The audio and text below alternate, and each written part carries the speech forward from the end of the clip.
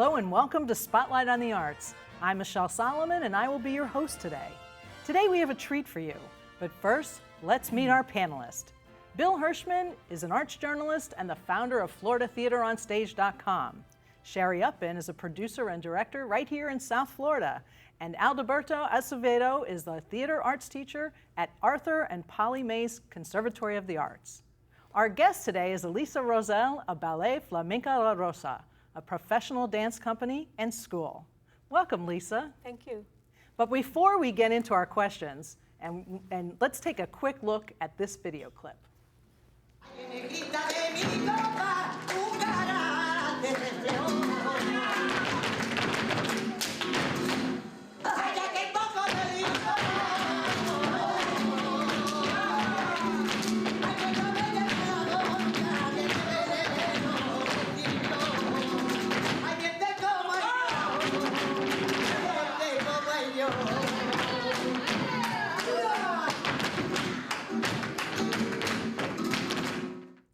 That was pretty. That was lively and exciting. Wonderful. Tell us a little bit about what we saw. What was that show? Well, that was one of our narrative flamenco ballets. It was inspired by Strindberg's Miss Julie, so it's called Señorita Julia, and it's a flamenco interpretation of that play.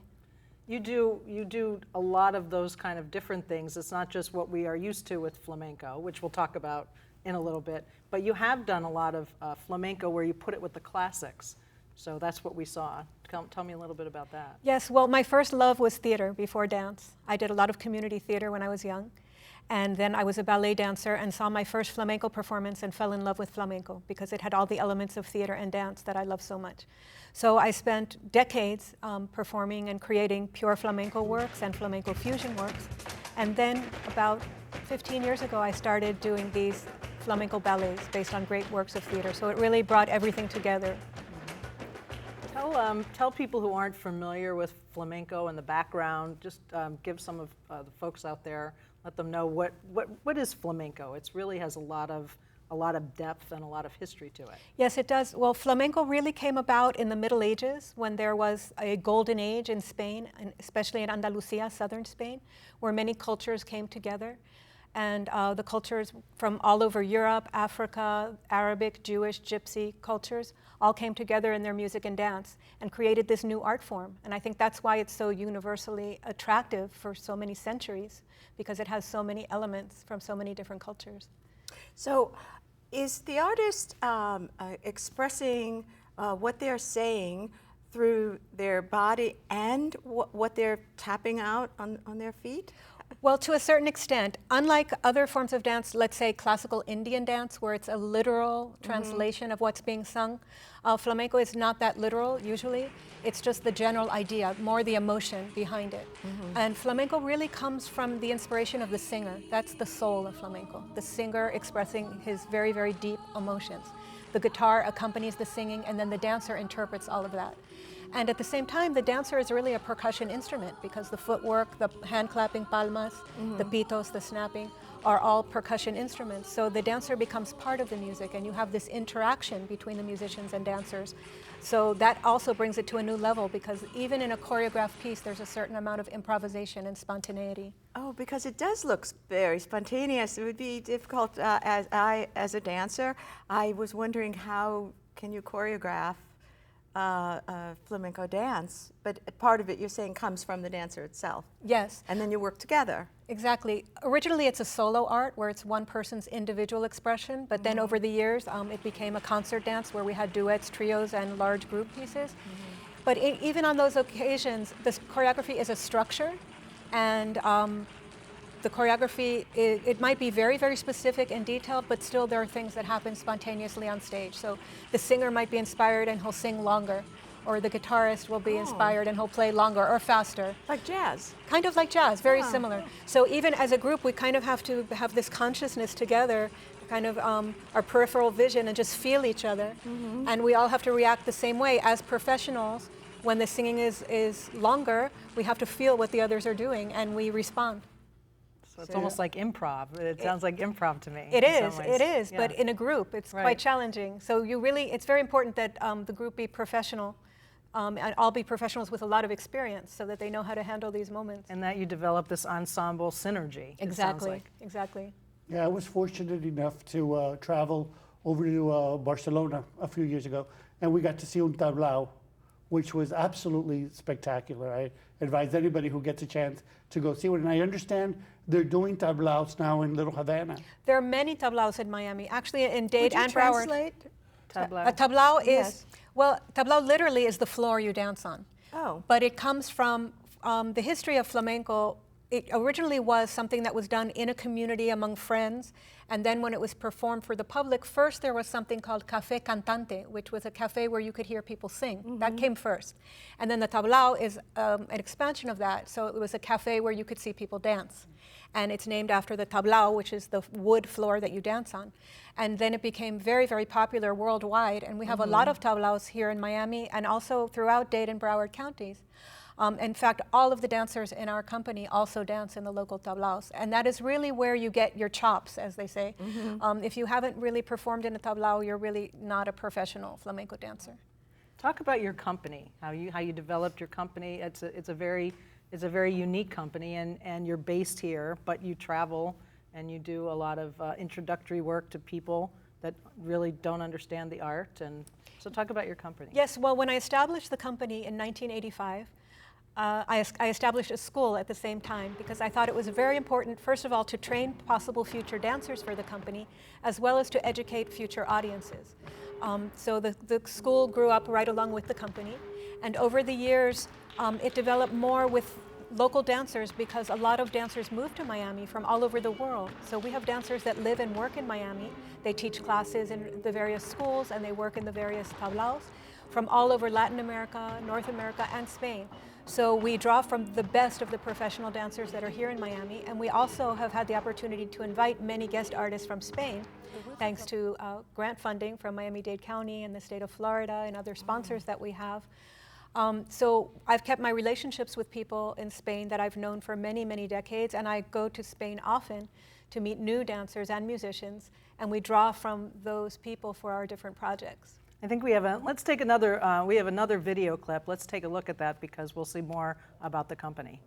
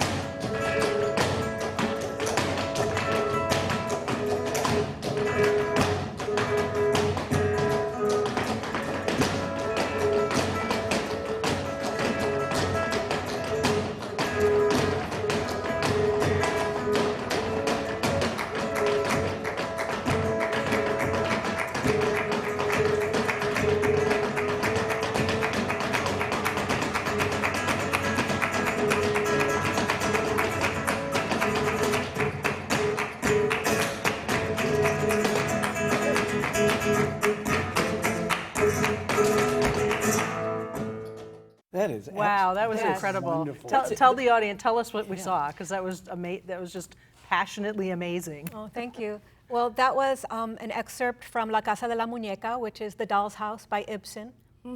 And it's a moment when not the lead roles, but Krogstad and Christina discover that they're in love and they can have a life together after a lot of suffering. So they're overjoyed to discover this newfound love and opportunity. And I'm glad that we had this excerpt because it is a lot of flamenco footwork and style and technique, which is very obvious, but at the same time you can see some of the tender moments and the softer side of flamenco as well, which a lot of people don't realize is part of flamenco. How long does it take to choreograph and write the music before for a piece like this? Is this something that's done relatively quickly, or is it done on the floor? In other words, some choreographers, for instance, compose literally with their dancers in front of them, et cetera. What's the process? Well, the process of these works takes about a year. Although I can also say it's taken my whole lifetime because I bring to it my whole lifetime of research and knowledge about theater and dance. But I usually conceive it about a year before when it's time to apply for a grant. And once I'm awarded the grant and I know that there's funding, that's when I start. And I start by writing a script. And the script is for the dancers and musicians to have a guide, how the breakdown of scenes will go and how many musical pieces and dance pieces there will be. And then I collaborate by Skype because usually the people are in different countries that are working with me. So we get on Skype and we create the music first. And it's original music, so it's based on traditional flamenco forms, but then the musicians write their own music or arrange traditional music if it's fitting. And we write lyrics in Spanish that are actually about what's happening in the scene from the different characters' points of view. So once the music and lyrics are written, then we send it to all of the main characters, and they start thinking about ideas for choreography. Then we send videos back and forth. So this is all done long distance over a year. So your dancers collaborate with the titular choreographer. This isn't just simply the choreographer comes in and says, this is what we're going to do? Right. Usually the dancers that are in the lead roles are also the choreographers that collaborate with me. Because in flamenco, the dancers are choreographers because usually they choreograph or improvise their own dances. So each dancer creates their own style over a lifetime of work based on the styles of all the teachers that they have studied with and then their own interpretation. So that's part of the process. Then we come together a month before in the studio, and then everybody brings to the table all of their ideas, and that's when we fine-tune and choose what we're going to do. Is there a director per se, someone who, when you've got different styles and you've got different ideas, who goes, we're going this way, that's lovely, but that doesn't fit what your partner is doing? Exactly, that's me. That's my role. So I'm the artistic director and the main choreographer.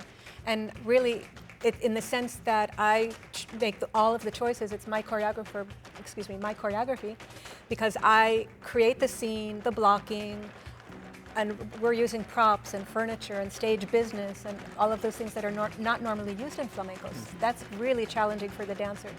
So really, during the process, I'm training them as actors as well and making them stretch their artistry. And some of them have a really hard time with that, but in the end, they're very, very happy with the process because it takes their work to a new level. So do you have a core of dancers, or do you constantly teach the dance and the choreography to new people? I do have a core of people that I work with over the years, but they're not always available for all of the projects. So how do you teach it if it's then improvisational? Well, we teach the choreography.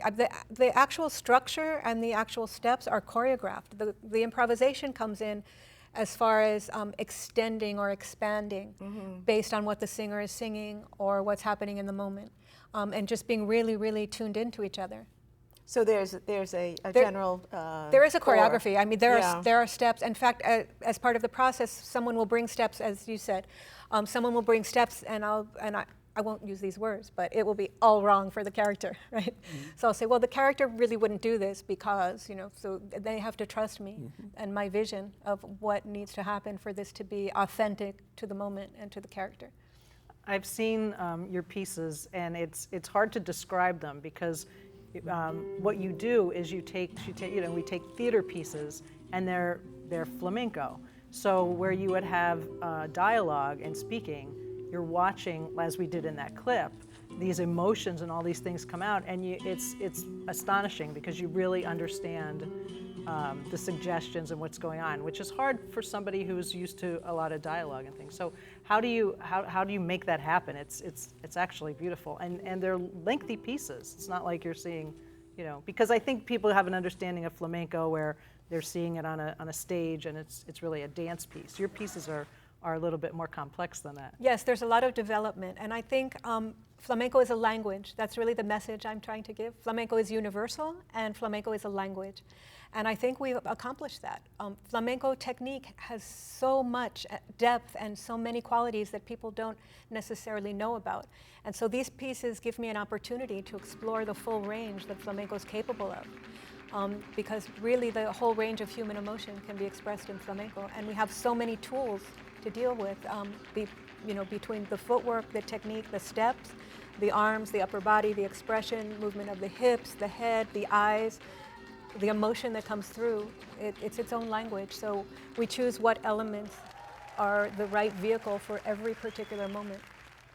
Now, Flamenco la Rosa is not only a company, but you're also a school. We are, and we teach all forms, well, many forms of dance, music, and theater, which is very important because flamenco is dance, music, and theater. Right. So it's really appropriate for a flamenco company to do this. Some people say, well, you're a flamenco company, why are you teaching jazz? Why are you teaching acting? Well, for me, it's obvious. So, now we understand. Yes, because in the history of flamenco, all different elements of music and theater have come into flamenco's development. Flamenco itself has changed. For instance, jazz, when jazz came into popularity, flamenco changed and syncopation was added, which never existed in flamenco before. When world music became popular, all kinds of world music influenced flamenco. And even before that, when the New World was discovered, there was a whole range of flamenco rhythms called songs of coming and going, cantes de ida y vuelta, which include rumba, colombianas, guajiras, which is inspired by Cuban culture. Right. So that's part of flamenco's history. So in our school, we offer classes. I'm just going to look at our list that we're offering at the moment. We have ballet, jazz, hip hop, Afro-Haitian dance, belly dance, acting, piano, guitar, vocals, yoga, music writing, and creative writing, which I think is also very important. That really has a whole range. What was your aha moment? You know, we always talk about the aha moment, like when you discovered flamenco and you said, oh, this is where I have to put all of my energy and all of my passion into. Well, there were two. One I didn't know at the time, but I realized looking back, was when I was traveling through Spain with my parents as a young teenager, and I was in Granada, which is one of the birthplaces of flamenco, in the Sacromonte, which is the gypsy section. And it's the gypsies live in caves, and there are cobblestone streets and little archways, and it's all very shadowy. And there are views of the Alhambra, which is the Moorish palace that is one of the inspirations of flamenco's origins. And we stopped to take a rest on a very hot day and sit on a wall facing the Alhambra in the shade.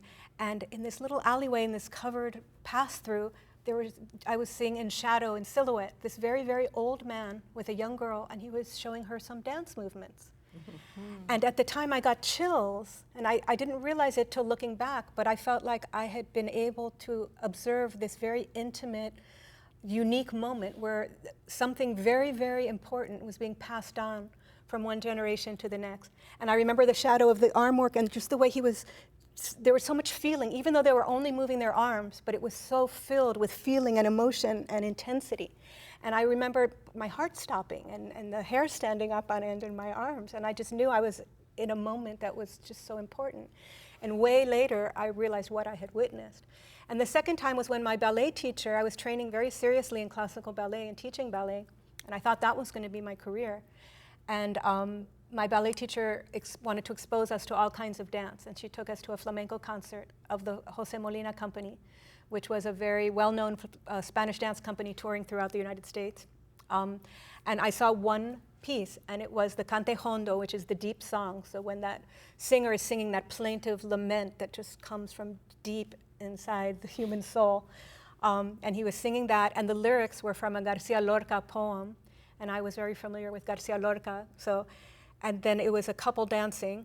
So much emotion in the dance and so much passion, and the technique was amazing as well, but it was all to express something. It wasn't just an athletic, spectacular moment. It was using the technique to express something. And it just hit me like so intensely at such a deep level.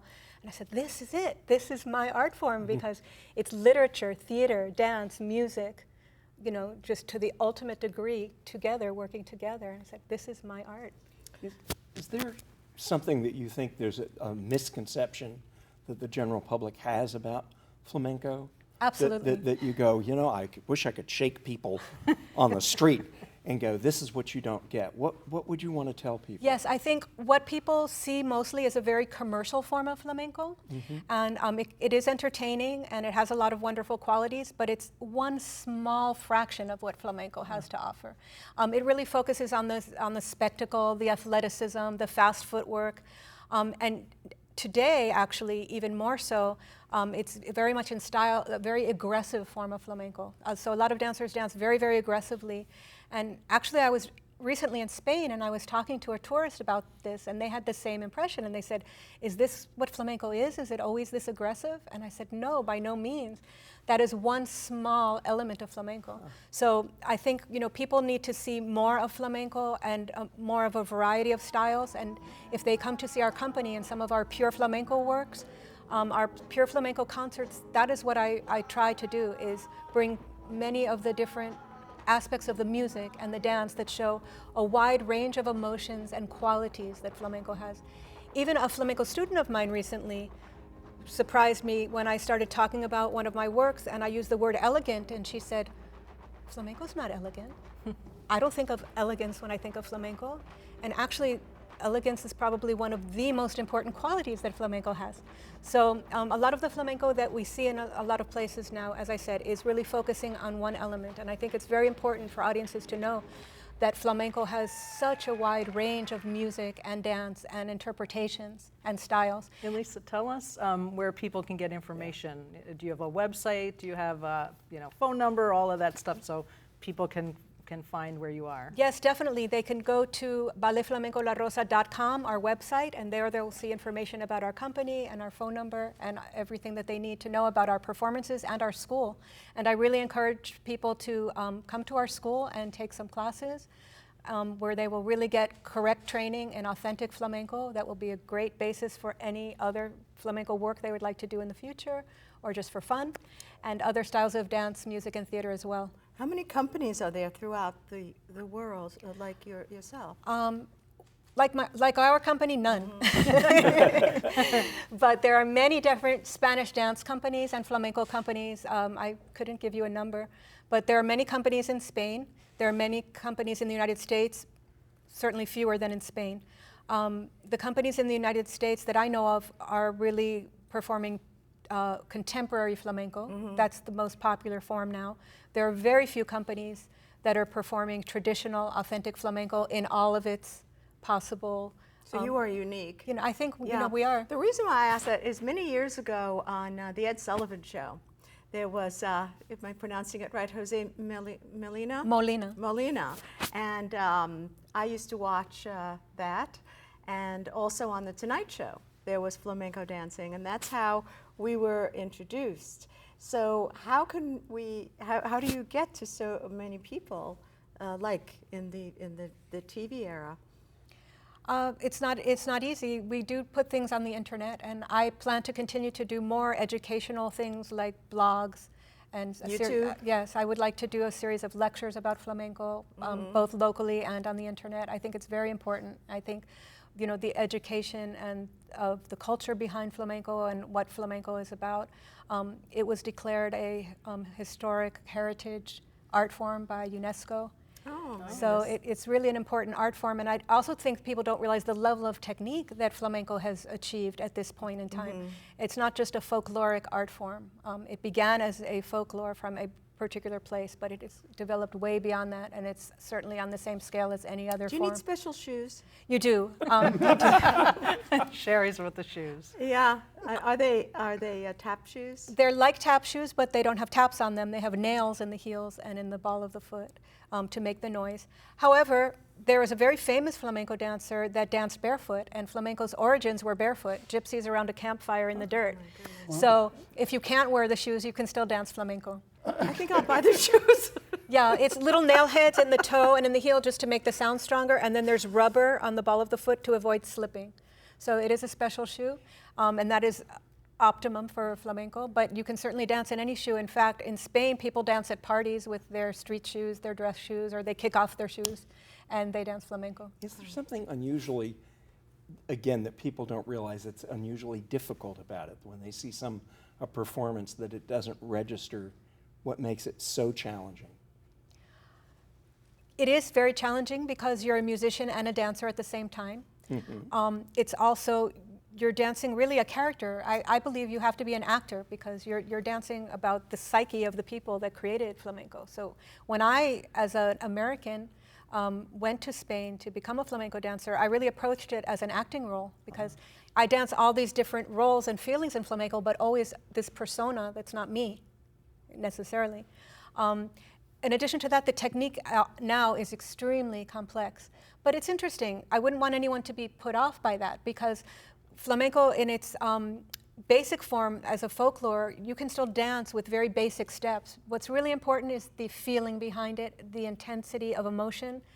In my opinion, it's not flamenco if you don't bring that to it. So you can go as far as you like technically. You can be a virtuoso, or you can have a different style that is not so technical and still be a very authentic and valid artist. Well, this was extremely interesting. Wow. I'm amazed at everything I didn't know about flamenco, and I think we learned quite a bit. We could talk to you probably for another hour. But I want to thank our panelists and our guest for being with us today. And I want to thank you for watching Spotlight on the Arts. This is a community program, so if you have any suggestions, we really want to hear from you. You can email us at spotlightonthearts@browardschools.com, and please check our favorite websites to see what's going on all over South Florida. Those websites are floridatheateronstage.com and miamiartzine.com. And thanks for watching, and make sure you tune in next week. And as our founder, Iris Acker, would always say, go to the theater.